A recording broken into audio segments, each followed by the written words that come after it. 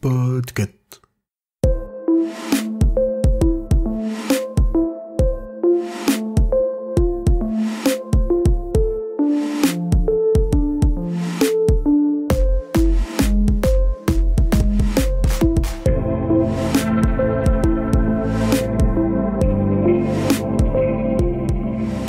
Bonjour à toutes et tous, vous écoutez le numéro 115 de la Gazette du Maine, le podcast de Stephen King France qui vous résume l'actualité de Stephen King. Je suis Émilie et je suis très heureuse de vous emmener avec moi en balade dans le Maine pour vous conter les nouvelles informations depuis le 17 mars.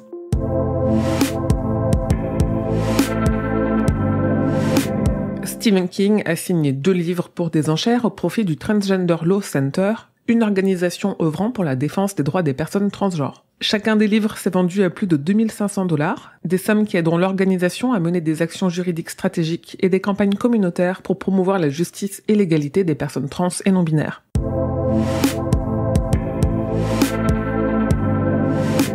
Le tournage du nouveau film The Running Man est terminé. Un premier trailer très secret a même été montré la semaine dernière à la CinemaCon. On devrait donc avoir rapidement des premières images officielles puisque la sortie au cinéma est prévue pour le 7 novembre 2025. L'adaptation de Marche ou crève par Francis Lawrence se précise.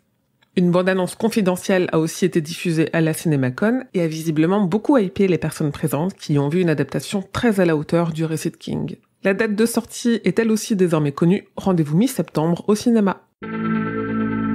Mais la prochaine adaptation qui arrive, c'est celle de La vie de Chuck, qui sortira dans les salles françaises le 11 juin prochain. En plus du court trailer dont je vous parlais la dernière fois, une nouvelle affiche a été dévoilée. Le réalisateur Darren Aronofsky, à qui on doit Requiem for a Dream et Black Swan, serait en discussion pour réaliser le nouveau film adapté de Cujo pour Netflix. Si ça se confirme, on peut s'attendre à une version intense et viscérale. Côté série, Millie Shapiro, connue pour son rôle dans Hérédité, et Samantha Sloyan sont en discussion pour incarner Carrie et Margaret White dans la série Carrie que Mike Flanagan prépare.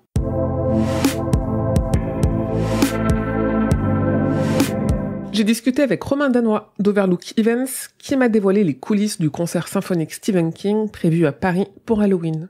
Il m'a parlé de l'organisation de l'événement et des surprises qu'il réserve. L'interview est à retrouver sur le site de Stephen King France.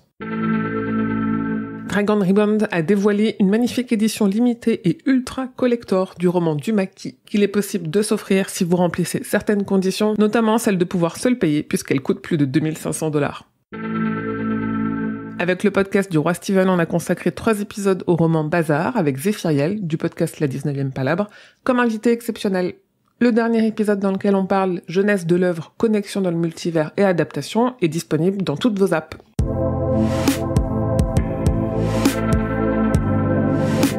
Le 15 avril, ne manquez pas la parution en anglais de King Noir, un essai sur les romans policiers de Stephen King, écrit par Tony Magistral et Michael G. Blouin, qui contient un texte inédit de King.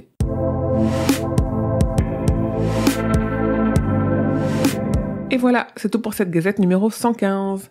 Merci une nouvelle fois pour votre fidélité. N'hésitez pas à soutenir Stephen King France qui vient de fêter ses 14 ans et mon travail en relayant sur les réseaux sociaux, en likant, en mettant 5 étoiles sur votre application de podcast. Ça ne pourra que m'aider. Vous pouvez aussi soutenir ce travail financièrement sur Tipeee en faisant un don et recevoir des goodies exclusifs et la newsletter. Et comme d'habitude, l'actu de King, ça se suit au quotidien sur le site mais aussi sur les réseaux sociaux que je vous mets en description de cet épisode. Ce podcast est un podcast du label Podcut. Rendez-vous sur podcut.studio pour découvrir ce que font tous les autres podcasts. Je vous dis merci et à bientôt, fidèles auditeurs et auditrices, que vos journées soient longues et vos nuits plaisantes.